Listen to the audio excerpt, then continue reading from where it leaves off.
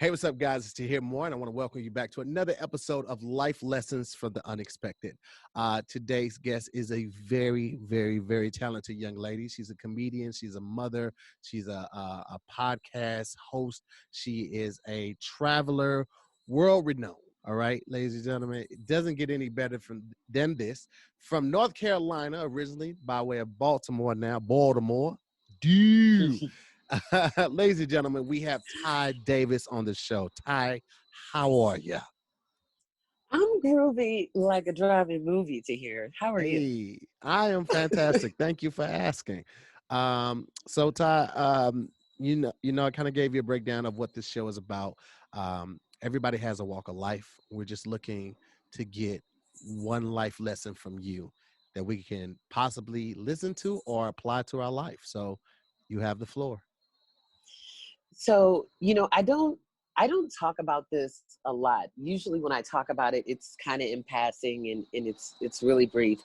And I think it's a great thing to talk about because when I do mention it, I don't realize how many people experience the same thing. So I'm 40 years old. And a lot of times people will say, oh, you don't look 40, you look young. And then I tell them that I have children. I have a 25-year-old daughter and I have a 16-year-old daughter. And usually when I say how old my children are, they're like, what? And then they start doing the math and calculating in their head.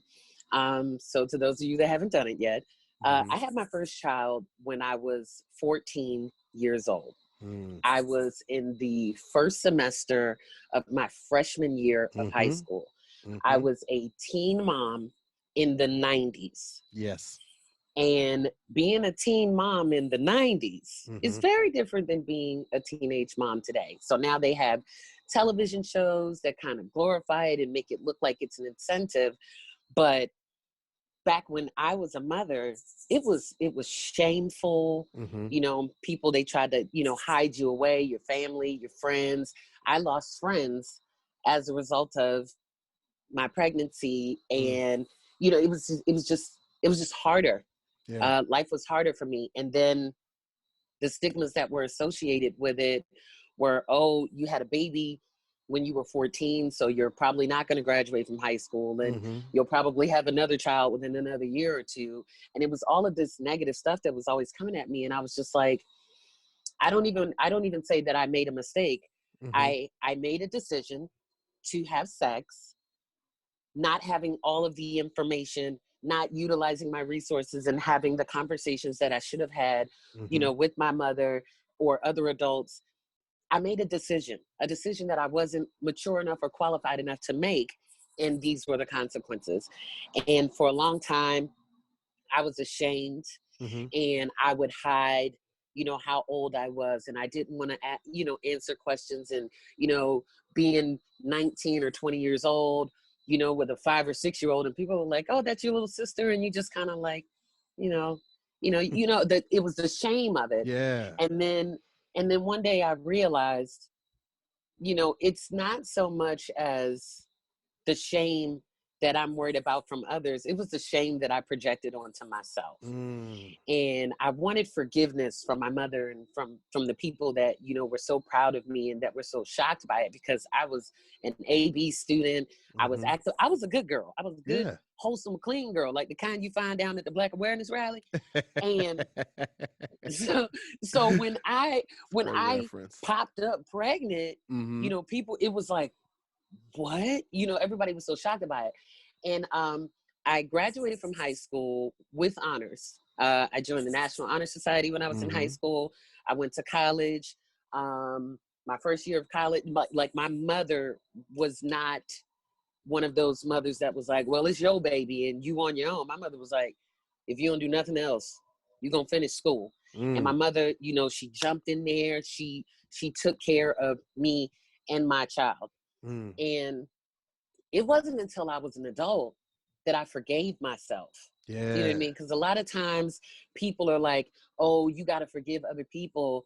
When something has happened to you, or when you've experienced things, you've experienced trauma or whatever your tribulations are, the hardest part of getting over something is forgiving yourself. Yeah. And I learned that you have to be kind to yourself. You have to be patient with yourself.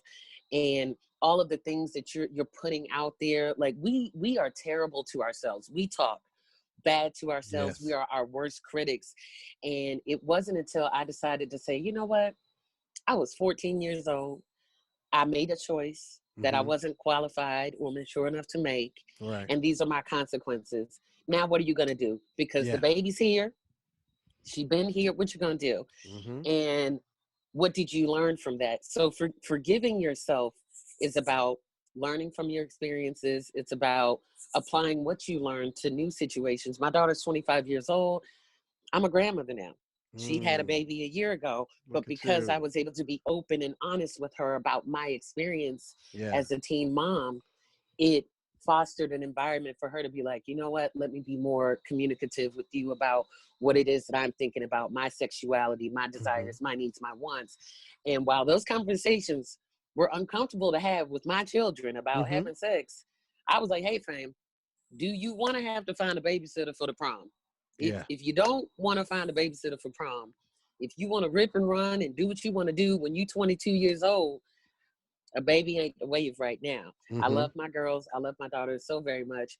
But the lesson that I learned out of becoming a young mother was you got to forgive yourself. You got Yeah. to put that shame to the side. And you're not the only one.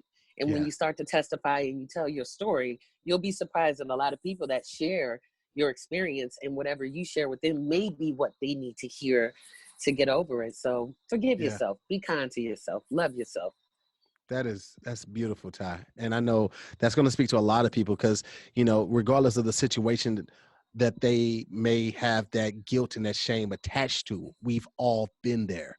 I Hmm. was a teen father as well. I had a kid when I was 14, same semester, my freshman year, first semester, same thing. And the disappointment that brought to my mom altered our relationship for years, Yeah. and for years it was a strained relationship. And then even after I graduated college, it was still strained. It wasn't until I became a little older and I realized the sacrifices that our mothers and our parents make for us. My mom she had me when she was later. She was 27 when my mom had me, Hmm. and she still put dreams on hold. She put traveling on hold. She put her ideal career on hold just to be able to have a job to take care of me. And when you think about it from that aspect, and I pray that your daughter has this revelation too. You realize how much parents sacrifice for their children to make sure that they have a good upbringing, to make sure that they're brought up in a safe household, to make sure that they have food on the table, clothes on their back, shoes on their feet. When you think about that and all that your parents may have sacrificed to do it, it makes you so grateful for them. So Yeah. much more appreciative for them. And sometimes it's not your biological mother and father. Sometimes it's that aunt. Sometimes it's that grandma. Hmm. Sometimes it's the big sister or brother that raised you, or the cousins that raised you. But whoever it is, they took time away from what they may have really wanted to do to ensure your well-being and your safety. And it says a lot about a person's character. So Yeah. thank you for that, Jewel. Ty, we appreciate that. Thank you for coming on the show and sharing your personal life.